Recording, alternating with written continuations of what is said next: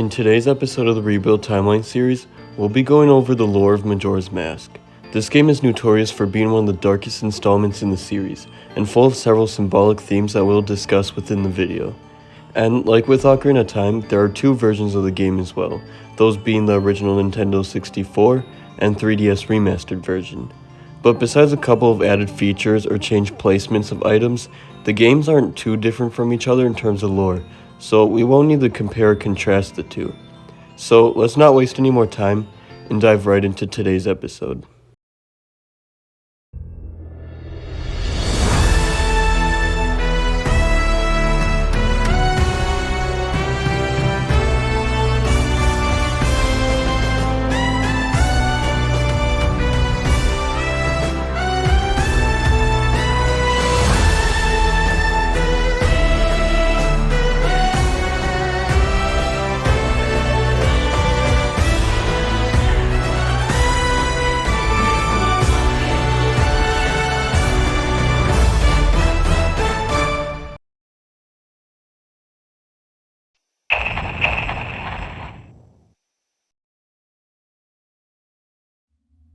This story begins with a search for an old friend that Link lost after he completed his previous journey, Navi.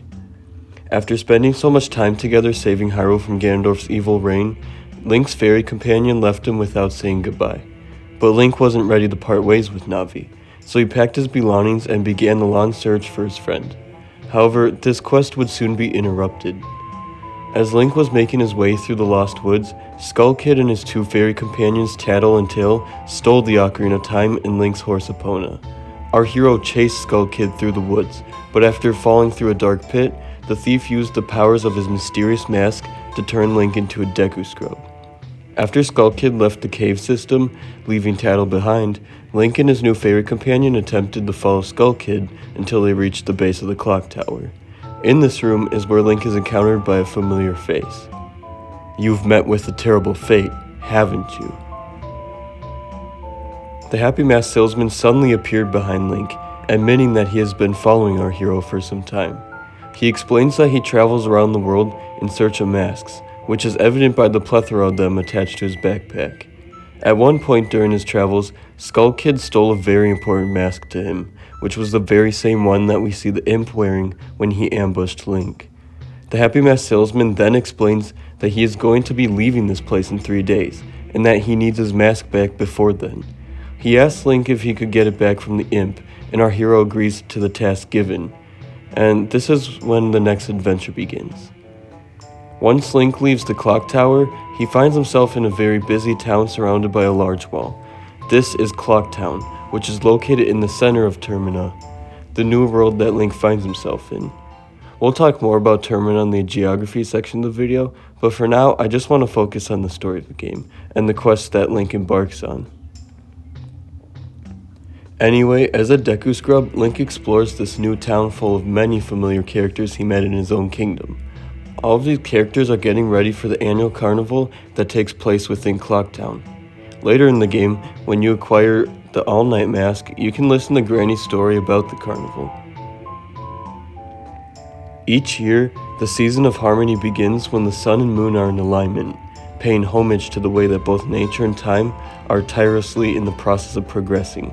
The Carnival of Time is when peoples of the four worlds celebrate the harmony and request fruitfulness for the year.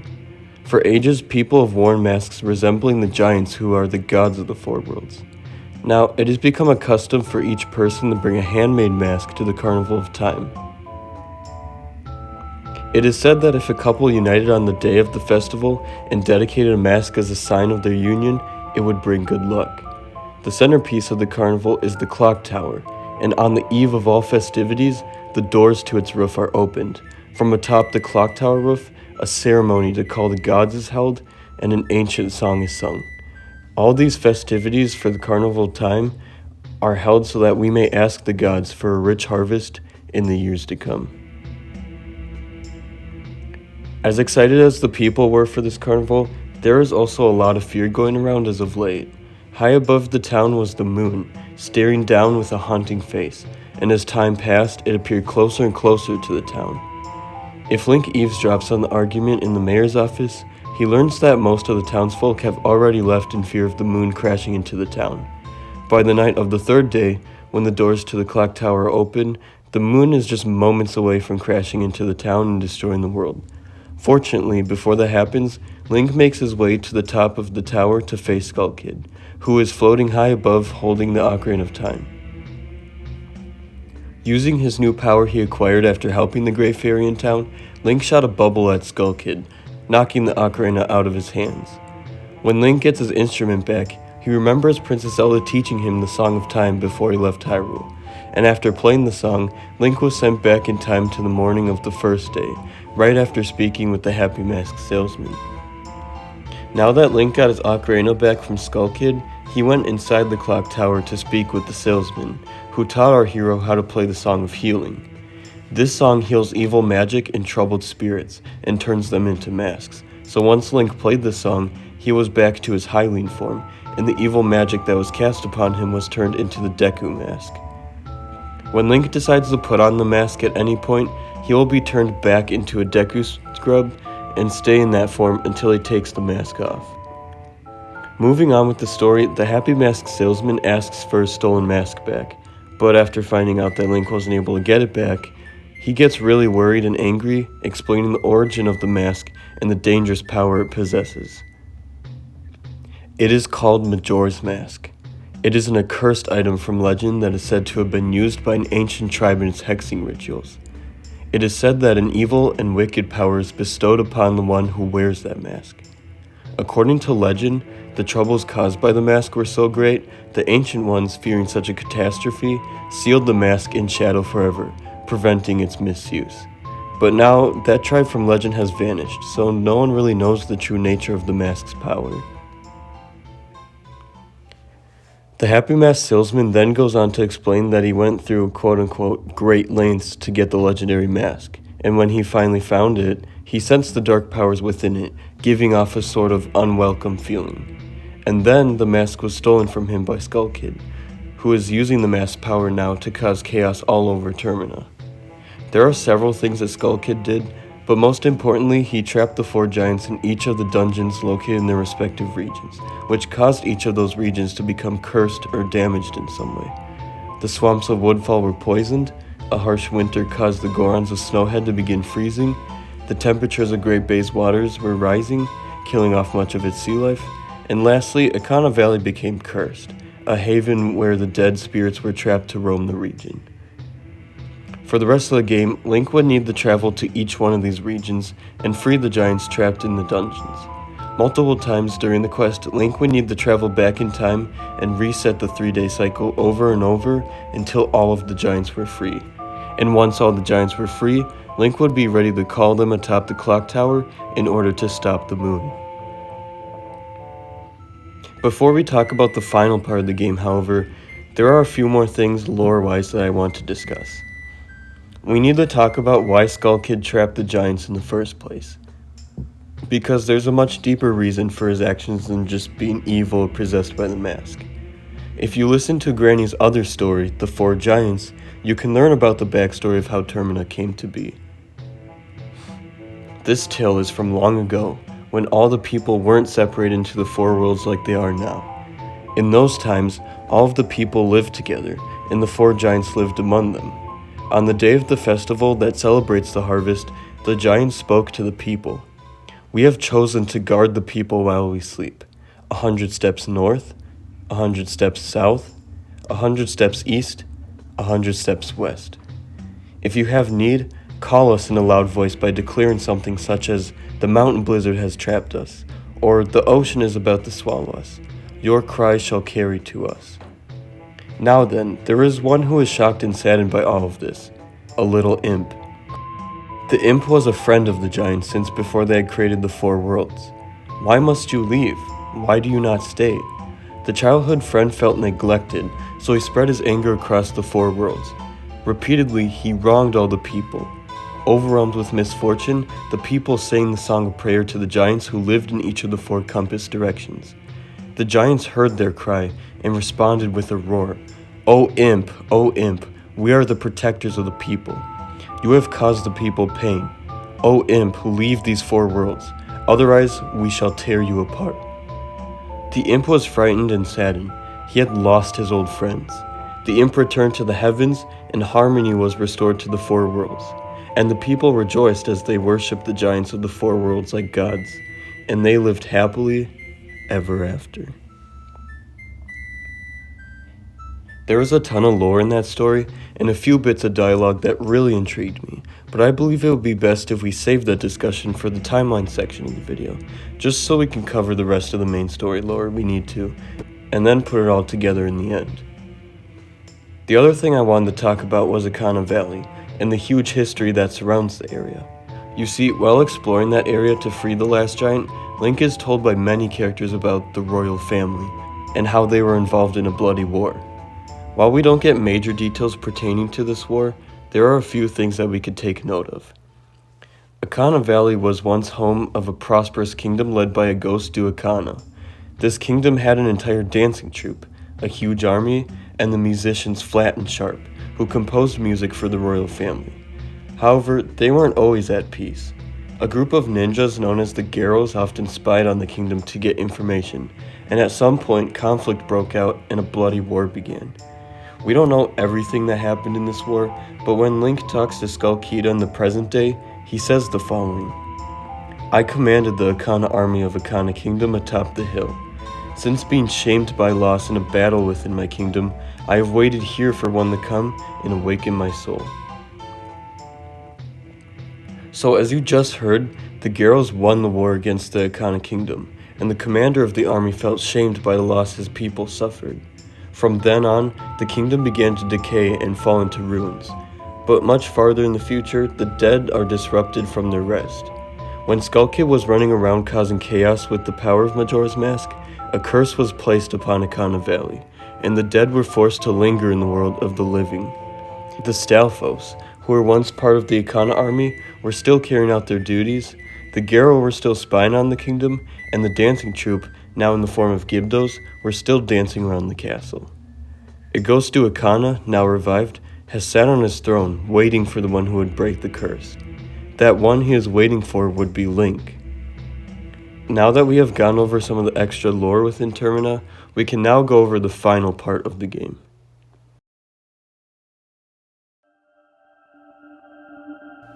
With all of the giants finally free, Link now had everything he needed to face the Skull Kid atop the clock tower.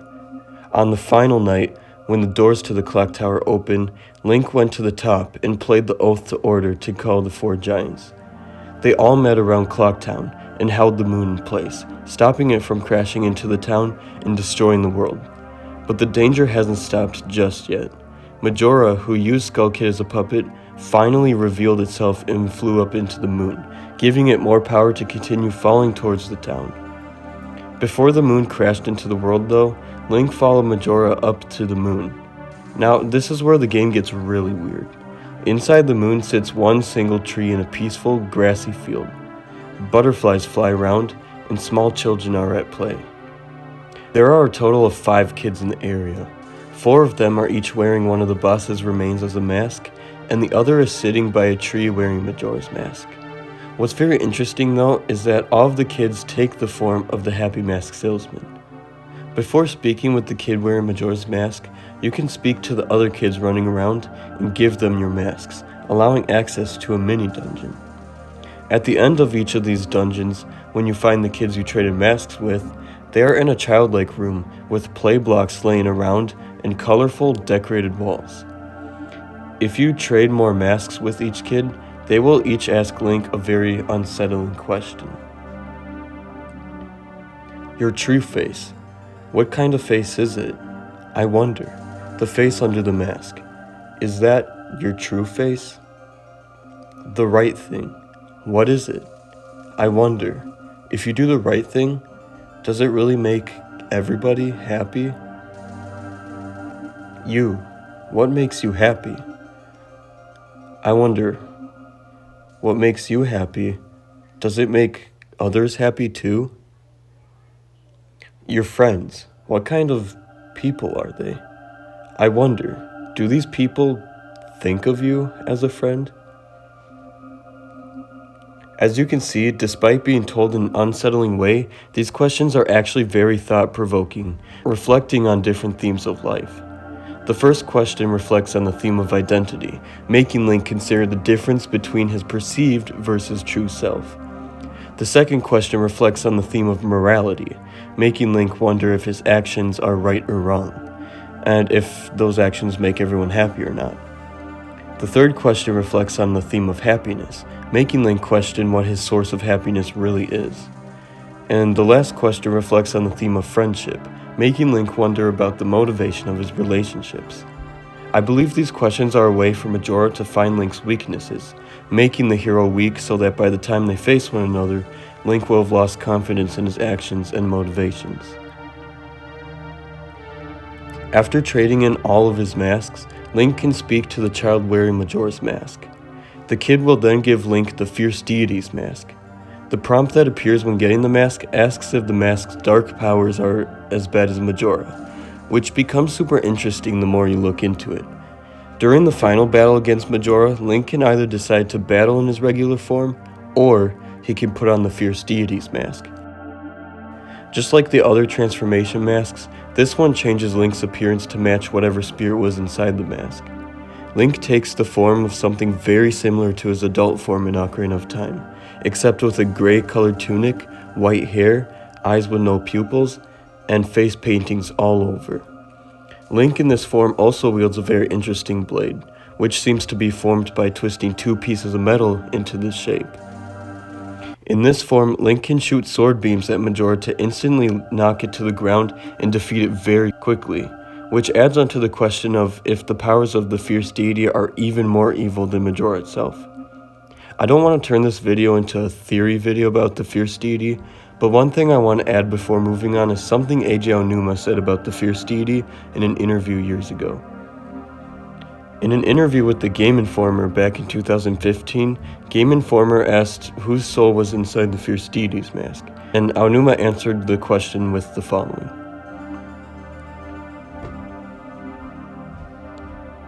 The best I can give you is just a suggestion. The best way to think about it is that the memories of all the people of Termina are inside the Fierce Deity's mask. Like how the other transformation masks contain the memories of those who have died, like the Deku Butler's son, Darmani III, and Mikao, Aonuma suggests that the Fierce Deity mask holds the memories of all the people of Termina. For now, I'll just leave the topic up to interpretation, as it won't really help in placing the game on the timeline anyway, but the Fierce Deity has always been a mystery covered in hundreds of videos, and I don't think theorizing about the Fierce Deity is relevant for this specific video anyway. So let's move on with the ending of Majora's Mask, but let me know what your theories are about the Fierce Deity in the comments below. After Link defeated Majora, the moon that was about to crash into Termina disintegrated, seeming to be heading back into the sky, and the land was now able to continue with the next day. The people rejoiced, and the Carnival of Time could now continue without any fear of the world being destroyed. When Link woke up laying in Termina Field, he noticed Skull Kid next to him, staring up at the four giants, his old friends. This is when Skull Kid realized that he was wrong. He believed that the giants forgot about him, but in reality, the giants always thought of Skull Kid as a friend. He then goes up to Link and sniffs him, stating that he has the same smell as the fairy boy who taught him that song in the woods. Skull Kid is referring back to Ocarina of Time, when you can find him in the Lost Woods as Child Link and play Saria's song for him. More on that in the timeline section. The Happy Mask salesman, holding Majora's mask, states that the evil spirit of Majora has left the mask, and it was now just a plain wooden mask. The salesman then states that he is in the midst of his travels, and asks if Link should be heading back home soon. Then after bidding farewell, he begins to walk away before vanishing.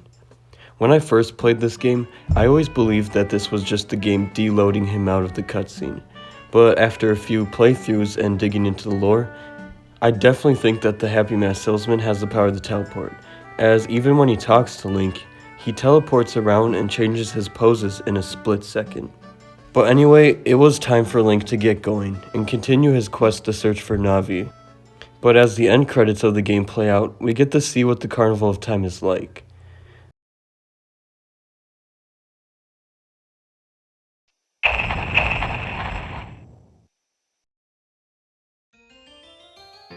Majora's Mask is the second mainline Zelda game at this point that takes place somewhere outside of Hyrule, with Link's Awakening being the first.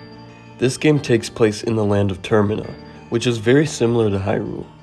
Most of the residents of this land look exactly like the people from Ocarina of Time's Hyrule, but none of them recognize Link.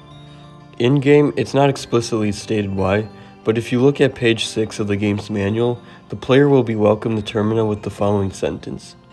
This is a kind of parallel world that is similar to, but yet different from the land of Hyrule, which was the setting for The Legend of Zelda: Ocarina of Time. So according to the game's official manual, Termina is a parallel world to Hyrule, but what does that mean? A parallel world in real life can be described as a reality existing alongside our own, potentially with different laws of physics, different histories, or even different versions of ourselves. If we apply this explanation to Majora's Mask, we can confirm that Termina is indeed a parallel world. While Termina has just about the same physics that Hyrule has, it does have history different to that of Hyrule's, which we previously discussed in the video. There are even different versions of the people of Hyrule and Termina, which explains why we see all of the same characters from Ocarina of Time, yet they don't know anything about Hyrule's history or recognize Link whatsoever. While the geography of Termina is quite different to Ocarina of Time's Hyrule, it does share the similarity of having different biomes, or regions that make up the land. Like how Hyrule has the Lost Woods, Death Mountain, Zora's Domain, and other regions like that, Termina has Woodfall, Snowhead, the Great Bay, Ikana Valley, and of course Clocktown in the center of it all.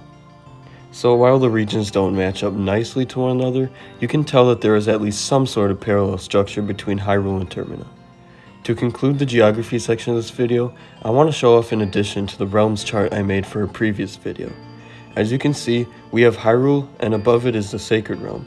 But below Hyrule, I added Termina with a double-ended arrow to signify that it is a parallel world to Hyrule, with this hole in the Lost Woods being the only known way of entering it.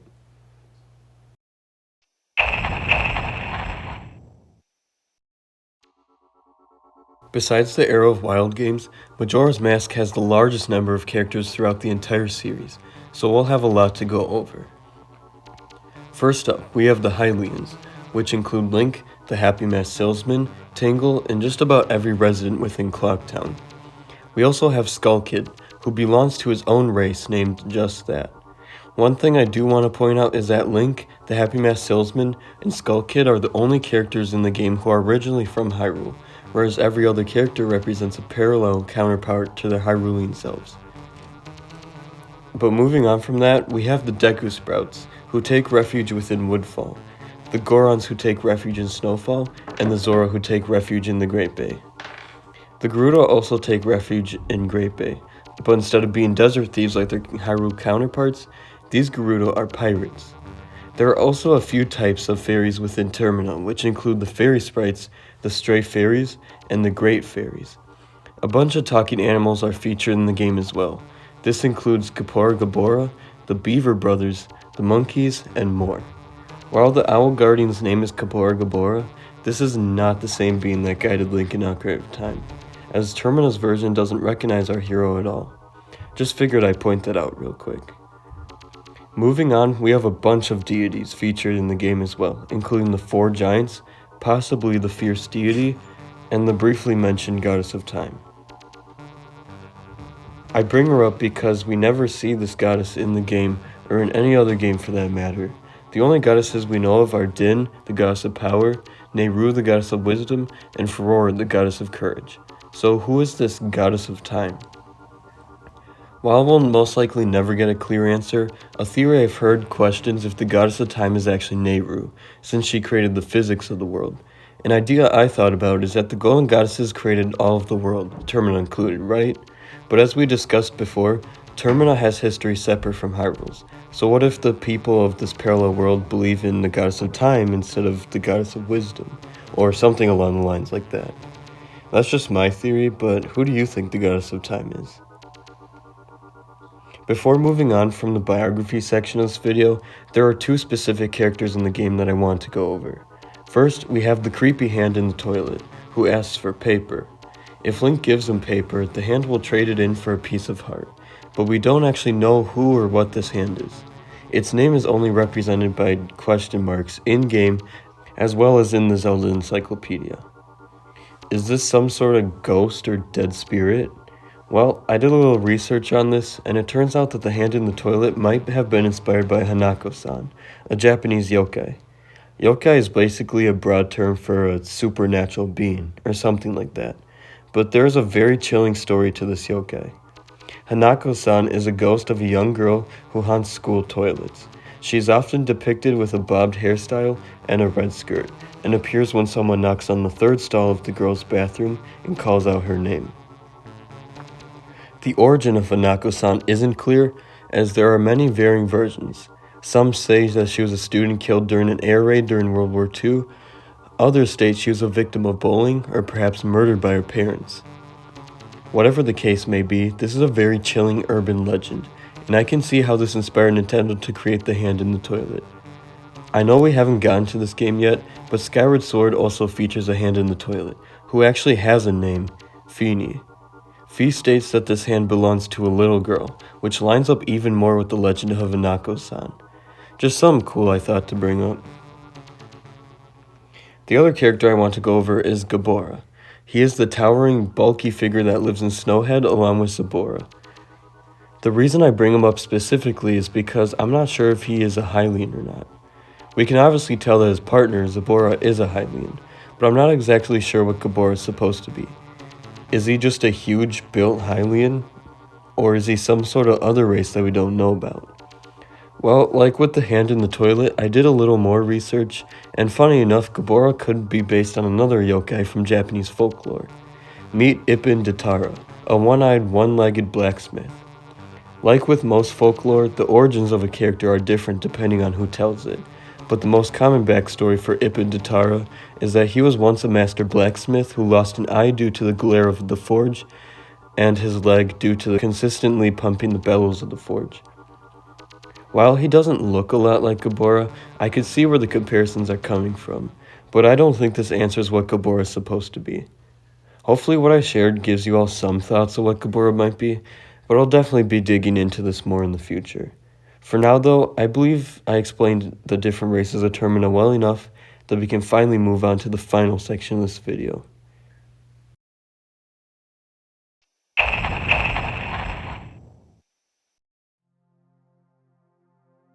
Now that we've spent a good chunk of time analyzing the story, world, and characters of the game, it is time to place Majora's Mask on our timeline.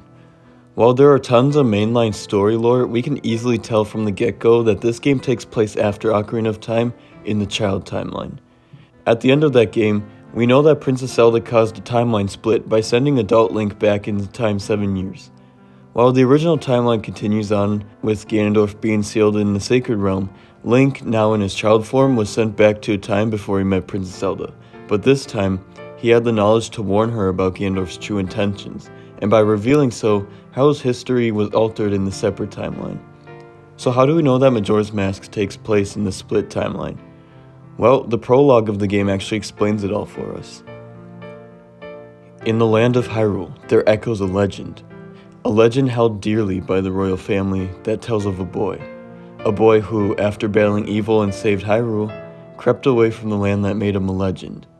Done with the battles he once waged across time, he embarked on a journey, a secret and personal journey. A journey in search of a beloved and invaluable friend, a friend with whom he parted ways when he finally fulfilled his heroic destiny and took his place among legends. That friend Link left to search for was Navi, who did indeed leave him after a hero faced Ganondorf and saved Hyrule. In a later cutscene in Majora's Mask, we get to see a flashback of Link saying goodbye to Princess Zelda before embarking on his personal journey. After being given the Ocarina of Time, Link got up on Epona and set out for the Lost Woods, which is where the game begins. Before concluding the video, however, there are a few more events that we need to add to the timeline. For example, we talked about the origin of the Majora's Mask itself, which was said to be used by an ancient tribe for hexing rituals. So, when did that all happen? The only clue we have is that the Happy Mask salesman calls the mask an accursed item from legend, meaning that the hexing rituals would have to take place sometimes towards the beginning of the timeline. This still doesn't tell us exactly where this event should be placed though, But for now, I decided to place it in between the creation of the Temple of Time and the Hyrulean Civil War. And for when the Happy Mask Salesman found the mask, I believe it was not that long before the events of Majora's Mask, most likely around the time that Link departed on his journey to find Navi. In this cutscene here, we see Skull Kid raid the salesman's backpack in the Lost Woods, which is where we find Link at the beginning of the game. Moving on from those two events, we actually have two more pieces of history that are exclusive to the parallel world of Turbina. Those events would be when the four giants left in four different directions to rest in different regions, which eventually caused the residents of Turbina to be separated, and the Akana War, which we discussed earlier. With Turbina being a parallel world to Hyrule, it could share a parallel history, different events, but one similar to the events that happened in Hyrule. With this knowledge, we can say that the four giants' departure takes place sometime around the creation period of Hyrule's history, and that the Akana War could take place around the time that the Hyrulean Civil War occurred in Hyrule. So as a quick recap of the timeline so far, we have the creation of the world, the creation of the Temple of Time and Master Sword, the ancient tribes' hexing rituals, the Hyrulean Civil War, the events of Ocarina of Time in which the timeline splits by the end of Link's adventure. In the child timeline, Link embarks on his personal quest to find Navi, and around this time the Happy Mask Salesman finds Majora's Mask. However, it is later stolen from him by Skull Kid, who soon finds Link and kicks off the events of the game Majora's Mask. In the Ocarina of Time video, I made the decision of placing all of the older titles in the adult timeline that continues on after Link is sent back to his time by Princess Zelda. I didn't really clarify this in that video, but this is not a permanent spot for those games, as I know Wind Waker will later contradict this. But I do want to eventually move these games in a more logical spot, but for now, I'm just going to leave the timeline like this to give myself more time to go through all my notes, and plus I figured I don't really need to focus on this part of the timeline for the video anyway. Thank you all so much for sticking around until the end. I would like to remind everyone that we are on our road to reach 1,000 subscribers, and when we get there, I will release a special edition video as well as my brand new Zelda game, The Legend of Zelda Tragedy of the Minish. Stay tuned for more news about that in the future. But anyway, that's all I have for today's video. Have an awesome rest of your day, and I'll see you on our next adventure.